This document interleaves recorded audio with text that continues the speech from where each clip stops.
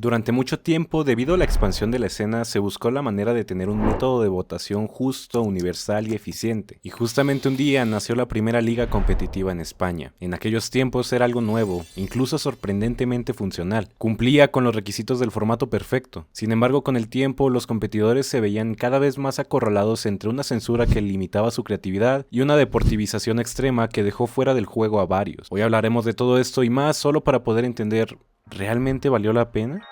Y como debe de ser, vamos en orden. Urban Roosters, la empresa creadora de FMS, existe desde hace muchísimo tiempo. Entre las cosas que hacían antes de ser la empresa que ya conocemos, está un proyecto llamado 100% Freestyle, donde desde el año 2013, más específicamente el 22 de mayo, encontramos en su canal la primera sesión de freestyle de varias que han ido evolucionando con el tiempo. Poco después empezaron con lo que en un futuro se convertiría en su fuerte, las competencias de freestyle. Uno de sus primeros eventos era llamado In The Hood, donde como verás ya teníamos a personajes como Stigma colaborando con ellos desde 2015. En esta época, si miramos el panorama completo, ya teníamos una escena considerablemente firme. Al mismo tiempo que Urban empezaba con sus producciones, teníamos el beso viral de Arcano con De Toque o a Dani batallando con MKS en el quinto escalón. Con el paso del tiempo llegamos a 2017, donde se fundó la primera FMS en España. El proyecto era ambicioso, una temporada, 9 jornadas y un formato que a grandes rasgos, mientras avanzaban las batallas con diferentes modos como el Easy Mode o el Hard Mode, se les puntuaba cada patrón individual a los raperos en una escala del 0 al 4, y el que llegara con más puntos al final ganaba.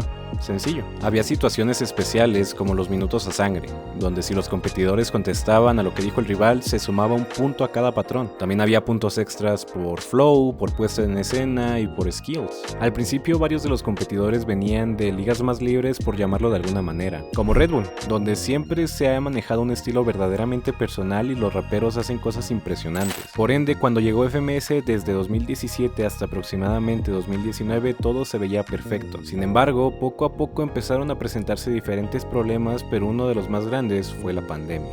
Durante la pandemia hubo complicaciones para todo el mundo. Sin embargo, debido a la gran expansión de la escena desde 2017 hasta 2020, FMS se había visto bastante beneficiada y, como lo hemos mencionado en otros videos, logró mantener el circuito activo por medio de transmisiones en YouTube, donde casi el 100% del público eran los mismos competidores y jueces. Esto trajo cosas muy buenas y cosas muy malas. De las cosas buenas fue que gracias al encierro, las personas tenían más tiempo de ocio. Por ende, muchas personas acabaron viendo batallas de freestyle y esto llevó a la escena a números muy grandes. Y de las cosas malas es que poco a poco la escena se empezó a llenar de tryhards. Y no en el buen sentido. A lo que me refiero es que de la nada en el 2020 encontrábamos perfiles como los de Gazir, manejando un estilo enfocado en ganar puntos que de principio suena a que nada puede salir mal.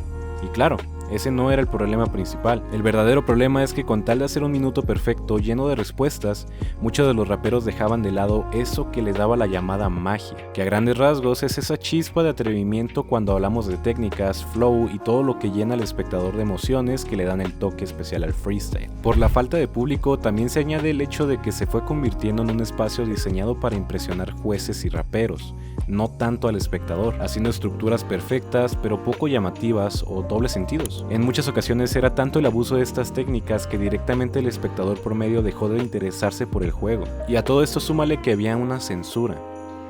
Y viendo algunas reacciones que tuvo este punto tocado por encima en un video anterior, déjame darte contexto. En 2020, poco después del cambio tan drástico de pasar de un evento con miles de personas y en consecuencia miles de tickets vendidos, a un escenario a puertas cerradas sin retribución de parte del público, lo que se buscaba era ser lo más amigable posible para las empresas que potencialmente podrían patrocinar la competencia. Justo por estos tiempos salió un video de Juancín con mi tío Tesla, donde se revelaban las reglas y el contrato de los jueces que tenían que cumplir. Por eso los jurados de FMS tienen potestad y deben penalizar a través del propio método de votación con un punto las rimas o referencias raciales,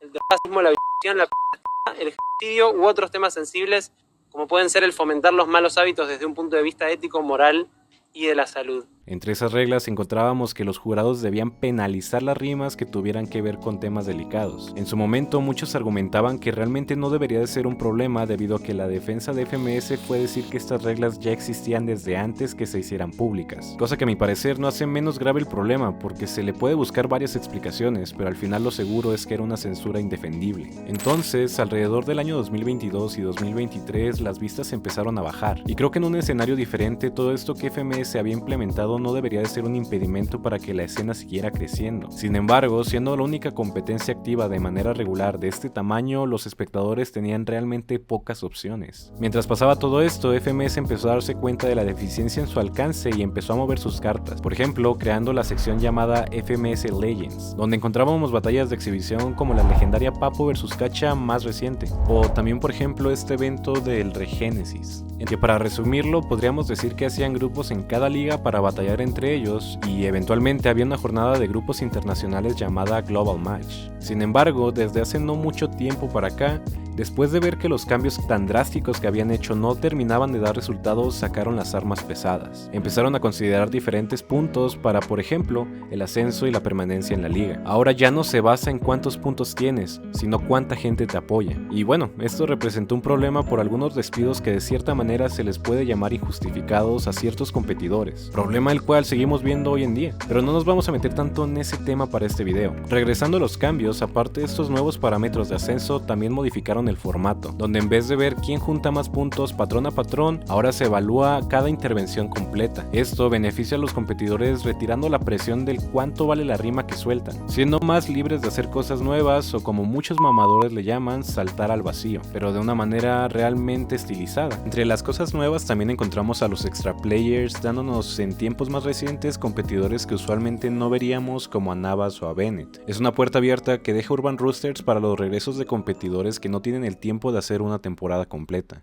En 2025, una vez pasando a la primera edición de World Series, pudimos ver qué tanto puede llegar a funcionar una competencia del estilo y afortunadamente salió bien, teniendo confirmada una segunda edición que está a punto de estrenarse. Entonces, resolviendo la pregunta del inicio, ¿realmente valió la pena todo esto? Si me preguntas a mí, creo que en este momento, como todo en la vida, sin esto no hubiéramos llegado a ver esa World Series llena de momentos virales, que son proyectos que poco a poco vuelven a ser igual de ambiciosos como en algún momento lo fueron. Si bien han sido situaciones duras para la disciplina, de alguna u otra manera Urban se las arregló para poder presentar producto de calidad sin ninguna pausa de por medio. Que claro, si le preguntas a muchos competidores o miembros del staff, tal vez no fueron las decisiones más convenientes. Aparte, todo este declive de cierta manera desembocó en que en medio de toda esta revolución que se llevaba a cabo en las batallas de freestyle, renaciera el circuito de las batallas escritas, con De Toque trayendo de vuelta su propia liga y teniendo el espacio libre para crecerla de manera orgánica a tal grado que ya hay un asesino en contra de su campeón nacional. Gracias a todo esto, de cierta manera ya se hacen más posibles los escenarios utópicos donde podríamos encontrar la competencia de leyendas argentinas propuestas por el mismo De Toque, con regresos espectaculares como los de Woz, Duki y perfiles del estilo que sin duda convocarían demasiada gente.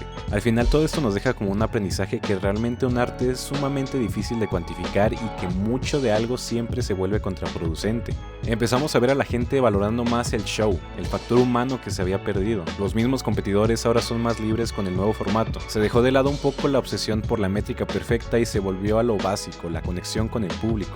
Y esto no quiere decir que el freestyle se haya vuelto menos técnico, al contrario, ahora veíamos raperos que podían ser tan quirúrgicos como siempre, pero que además te soltaban un punchline que te volaba la cabeza, con una fluidez que te hacía sentir que no había censura y que todo estaba preparado aunque no fuera así. Así que volviendo a la pregunta, ¿realmente valió la pena? Sinceramente creo que sí, porque todo este proceso de prueba y error, de éxito y declive nos dejó una lección muy importante. Nos enseñó que el freestyle es un arte y no un deporte, es una forma de expresión. Si bien muchos de estos puntos ya los habíamos visto en videos anteriores, nunca le dimos un espacio a profundizar cómo funcionaba todo. Ahora que FMS parece haber entendido la lección y que el circuito de las batallas escritas es lo que es, ¿realmente podemos esperar una nueva época dorada? Es una pregunta complicada, pero algo cierto y que se puede ver desde lo lejos es que de cierta manera todo apunta a que así será. Tal vez no dentro de poco, pero con la presencia de nuevos talentos o los nuevos requisitos para las competencias, ahora sí están girando en torno al espectáculo. Afortunadamente, se entendió que la puntuación de un buen rap nunca ha estado en la hoja de un juez, sino en el eco que deja en la memoria de las personas.